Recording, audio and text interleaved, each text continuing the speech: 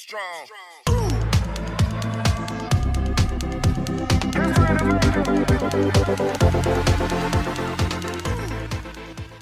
List of ingredients: stock cubes, pepper, ogiri okpe.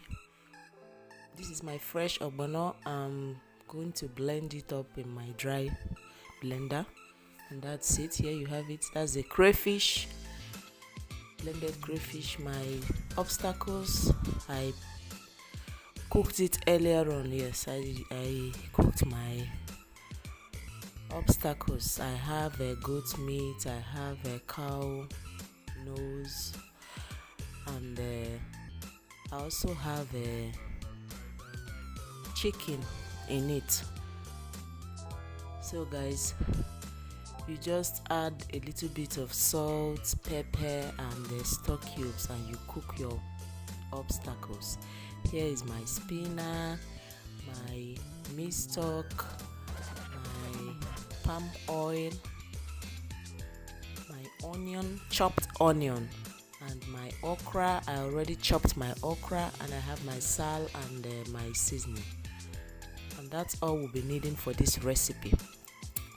So guys, okra soup can be made in so many different ways, but this is my own personal way of making okra soup. I always make my okra soup like this if I'm going to be using ogbono.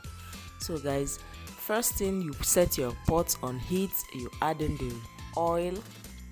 When you add in the oil, once the oil is heated, you're going to turn off your heat immediately the oil is heated.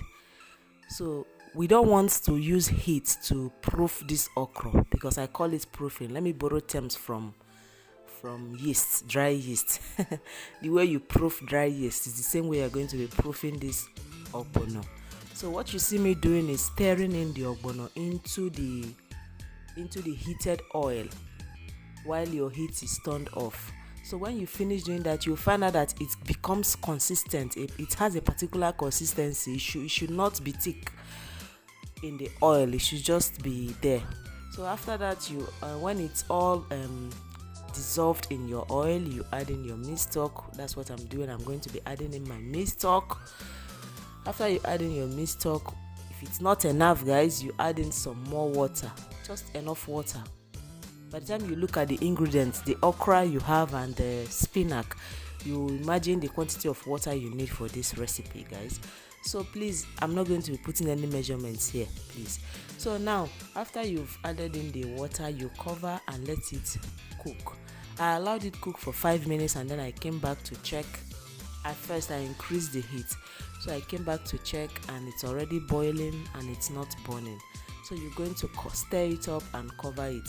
And if you think your heat is too much at this point, you reduce it. So after another 5 or 7 minutes, I'm back again to stir it again and be sure it's not burning. You have to be very careful in this process not to allow the ogbono burn. So all we are doing, the target is to cook this ogbono for at least 20 minutes. So that's what I've been doing. I come back after every 5 or 7 minutes, I stir it, I cover it, and let it continue cooking. So guys, after 20 minutes, I add in my onions. My chopped onions. After adding my chopped onions, my crayfish, I'm going to be putting some part of the crayfish and reserve the other part for later. So when I finish adding in the crayfish, you're going to go ahead and add in the other seasoning. This is the ogiri okpe. I don't know what to call this in English. I'm sorry, guys. It's called ogiri okpe in Igbo. I don't know what it's called in Yoruba or Hausa or English language. Pardon my manners. But I'll find out anyway. If I find out and I use it in another recipe, I'm going to tell us in case I find anything out. So guys, that's me just shredding the ogiri okpe because I didn't blend it. Neither do I want to use my small piece too. I know it's going to melt up in the soup. It's not much quantity I'm using. So I'm going to add that in, add my stock cube, add in my peppers. I'm using 1 Scotch bonnet pepper and one spoon of dried blended pepper, because my Scotch bonnet pepper was not enough. So you can use any particular pepper you like. So, and you know, this soup likes pepper. If not that my kids don't really like pepper, this soup comes in so sweet if it has enough pepper. At least that's the way we used to eat it back in the days. So guys, Now we've added up all the ingredients. We are going to stir it and cover it and let it cook for at least 5 minutes. And after 5 minutes, we are going to come back and add in the meat, the obstacles, as I will always call it. So when you add in these obstacles, you just stir it up, cover it, and let it cook for 5 minutes, 5 to 7 minutes again. So after that, the dish is almost ready, guys. I said it earlier on, this dish is so simple, less time consuming. As soon as you prep all your ingredients, it's so less time, it doesn't consume time to prepare, and it's ready so easily, and it's nutritious, guys. You can actually make this soup with just fish, any kind of fish you like. I think it goes in I don't think catfish anyway, it could be so slimy, but fish, dried fish, smoked fish, ice fish. Yes, I remember I used to make this soup with ice fish when I was an undergraduate. It used to be so good making it with ice fish alone. But here, guys, I'm not using ice fish, I'm using all these other obstacles. So it's all the fault of Obodo Ibo. So guys, here I've added in my okra, my chopped okra, and I'm stirring it in. I'm going to let that chopped okra. Okay, after adding my chopped okra, I'm going to add in the rest of the crayfish. This is the best time to add in the remaining crayfish. Try this step and you will tell me what you discovered. It's so good, eh? It leaves a distinct flavor in your okra soup.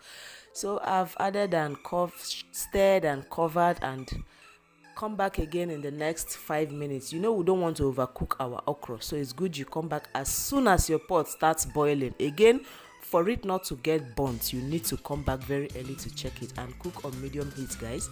So when you come back and see your okra is already boiling up, it's a very good time to add in the spinach, the ugu leaf, whichever leaf you're using. I don't know if kale, or is it kale? I don't know. Kale, I think it's kale leaf. I think it's going to do good in this soup also. So if it was back home, we used to use ugu leaf, but here we use spinach a lot. So you stir that in after you've added the quantity you need. I think I didn't end up using all that quantity you saw, but I just chopped everything up to that quantity because I didn't want to say I didn't have enough, because I like enough spinach in my okra soup. So now, guys, can you see how beautiful it's looking? It's slimy, it's grainy, it's boiling, guys, and that's the end. The soup is ready. So guys, if you enjoyed watching, please comment, likes, and I'll see you in my next one, guys. Until then, I love you. Bye.